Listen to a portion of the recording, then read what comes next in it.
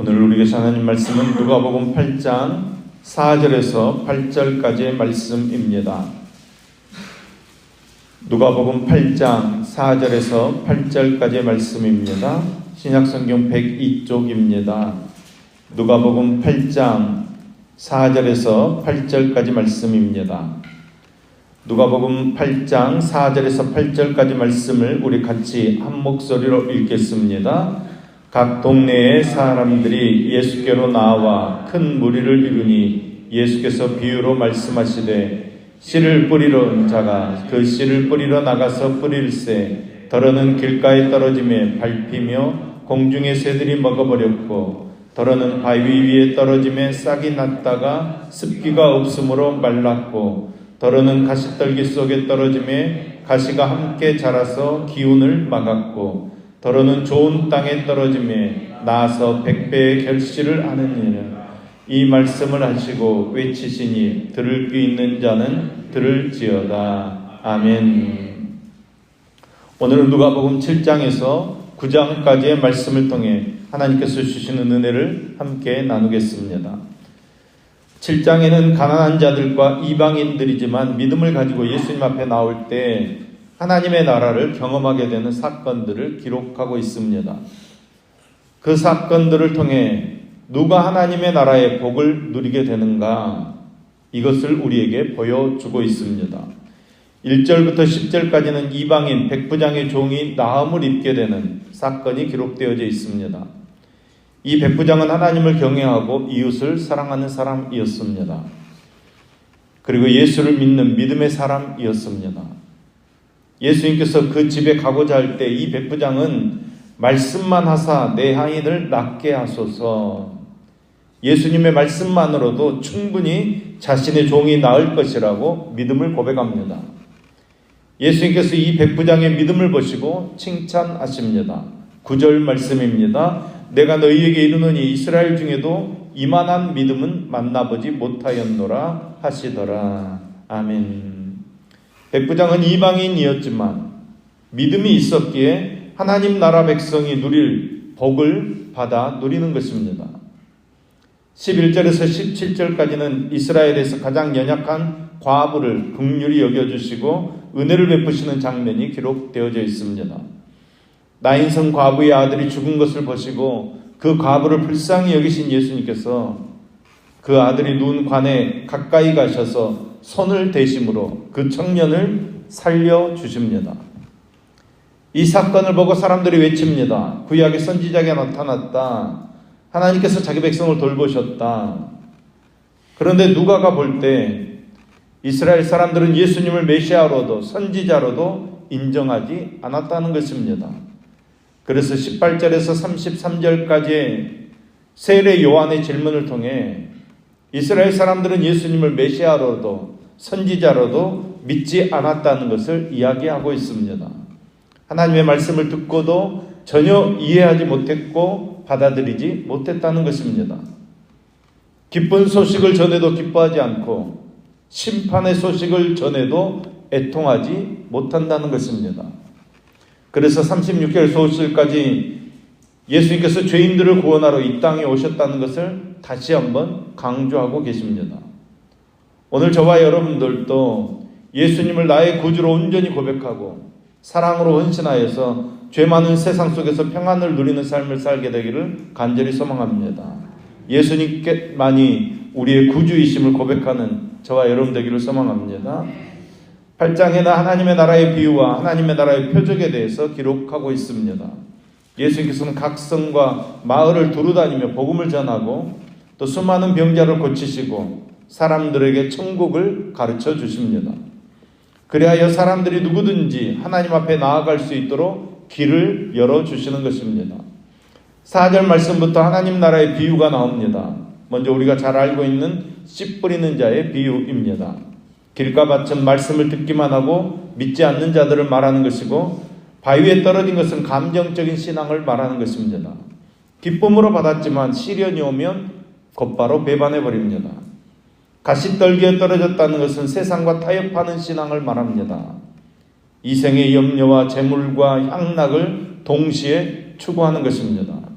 그리고 좋은 땅에 떨어진 것은 착하고 좋은 마음으로 말씀을 듣고 지켜내서 인내로 결실하고 자라는 것이라고 말씀하십니다. 우리는 하나님의 나라의 복을 받기 위해 평생 배우고 인내하며 순종하는 삶을 살아가야 합니다.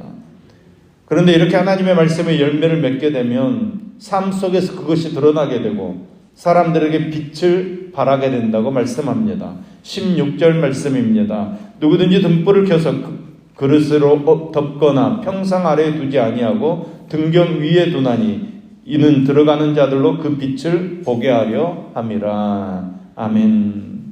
그리고 22절부터 56절까지는 귀신에게 눌린 자와 죽음에 갇힌 자를 자유케 하는 하나님의 나라의 표적을 보여주십니다. 하나님의 나라가 이 땅에 임하게 되면 귀신 눌린 자들이 자유를 얻게 되고 죽음에 갇힌 자들도 그 죽음의 권세를 이기는 믿음을 가지게 된다는 것입니다. 오늘도 우리가 하나님의 말씀을 듣고 묵상하고 그것을 깨달아서 내 삶 속에 믿으며 순종할 때 여러분 우리 가운데 하나님의 나라가 임하게 될 줄로 믿습니다. 억눌렸던 모든 문제에서 우리가 자유함을 누리게 될 줄로 믿습니다. 믿음으로 이기는 삶을 살게 되는 것입니다. 9장은 여러 가지 사건들을 소개하면서 백성들이 예수님을 바라보는 시각과 예수님께서 백성들을 바라보는 시각이 달랐다는 것을 알려주고 있습니다. 예수님께서 하나님의 나라, 하나님의 말씀이 이 땅을 지배하게 될 때 이루어지게 될 그 영적인 회복과 하나님의 나라를 전파하고 있습니다. 그런데 당시의 지도자들과 백성들은 로마의 집에서 벗어나는 세상적인 관점으로 이스라엘 나라의 회복을 바라보고 있다는 것입니다. 예수님께서 제자들을 각 지역으로 흩으시면서 귀신을 제어하며 병을 고치는 능력과 권세를 주시면서 하나님의 나라가 임했다는 것을 보여주어라 말씀하십니다. 하나님의 말씀을 가르치고 선포할 때 하나님의 말씀을 믿고 회개하는 자, 하나님의 백성 된 자들에게 하나님의 나라의 능력이 임하게 된다는 것을 보여주라고 말씀하시는 것입니다. 그래서 귀신이 떠나가고 죄 문제가 해결되고 인생의 문제가 해결되는 것입니다. 하나님의 나라가 임하는 표적입니다. 그런데 이런 능력이 나타나자 예수님의 제자들의 마음이 들뜨기 시작합니다. 이제 예수님께서 능력으로 왕이 되시기만 하면 우리들이 출세할 수 있다. 그렇게 생각하는 것입니다. 누가는 예수님의 제자들이 예수님께서 원하시는 하나님의 나라가 무엇인지를 제대로 알지 못했다는 것을 강조하고 있습니다. 20절 말씀입니다. 베드로가 대답하여 이르되 하나님의 그리스도이시니이다. 이러한 제자들의 충전을 예수님 칭찬하지 않으십니다. 또한 그 충절의 대가로 받게 될 그 어떤 보상도 약속하시지 않으십니다. 오히려 주님께서는 그들에게 자기 부인과 십자가를 가르치십니다. 28절 이후에는 예수님의 모습이 변화되는 사건이 나옵니다. 이 사건은 주님께서 영광스러운 하나님의 아들이심을 주님의 고난 전에 미리 보여주시는 것입니다.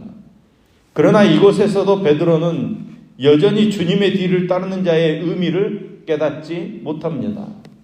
주님께서 받으실 그리고 받게 되실 그 영광 역시 제자들이 생각하는 그 차원을 훨씬 뛰어넘는 것이지만 그 영광은 날마다 자신의 십자가를 지고 겸손히 주님의 뒤를 따르는 자에게 주어지는 것이라는 사실을 전혀 깨닫지 못하는 것입니다. 그리고 산 밑으로 내려왔을 때 제자들은 귀신 들린 아이 하나를 고치지 못해 부끄러움 당하고 있습니다.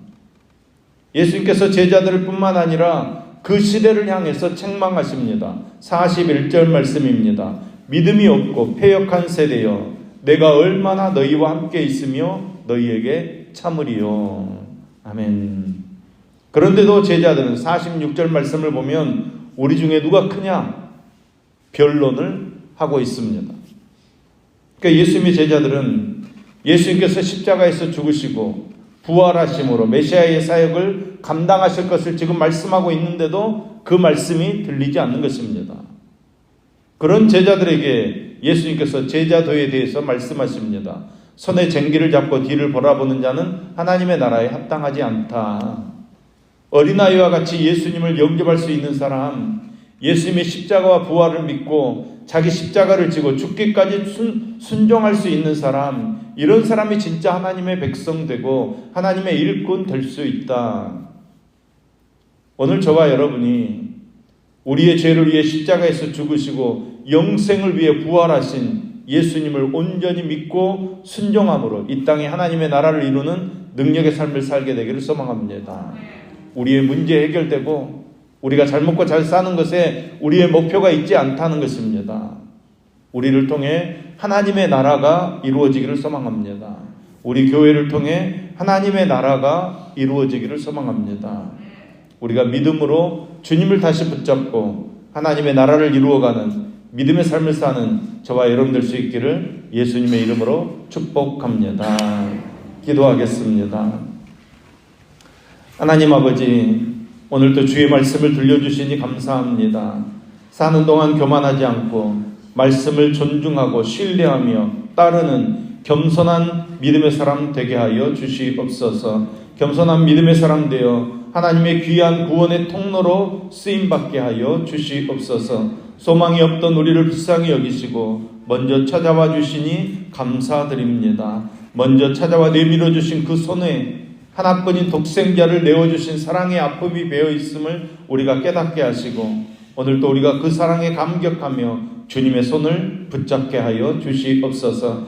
이 세상이 우리를 위로해 주지 못할 때 우리를 향해 내미시는 그 손길을 붙잡게 하시고 그 사랑을 힘입어 다시 일어설 수 있도록 은혜 베풀어 주시옵소서. 주님 앞에 우리의 실존을 대면하며 성찰함으로 다시금 주님 앞에 겸비함과 사람 앞에 겸손함을 회복하도록 은혜 베풀어 주시옵소서. 세상 것들, 거짓 평안의 대용품들을 다시 주님 앞에 다 내려놓게 하시고 주님만을 갈망함으로 주님께서 주시는 평안, 하늘로부터 오는 그 귀한 평안으로 우리의 영혼이 채워지는 은총을 베풀어 주시옵소서. 오늘도 1천만 영혼의 임준영 청년, 임상훈 청년의 손길을 흠양하시며 또 감사헌금을 드리는 정인아 원사님의 손길을 흠양하여 주시옵소서. 복에 복으로 채우시며 은혜 위에 은혜를 더하여 주시어서 삶이 은혜로 풍성하도록 역사하여 주시옵소서.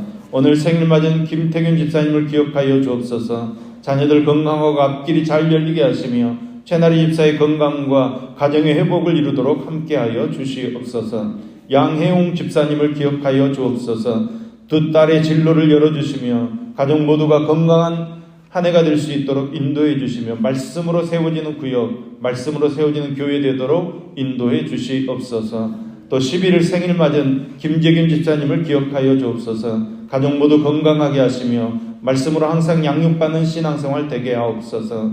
김주원 집사님을 기억하여 주옵소서. 가족들이 모두 건강하고 화목하며 하나님의 은혜 안에 살아가도록 함께하여 주시옵소서. 백규성 집사님을 기억하여 주옵소서. 부부가 건강하여 노년이 평안하고 믿음생활 잘할 수 있도록 은혜 베풀어 주시옵소서.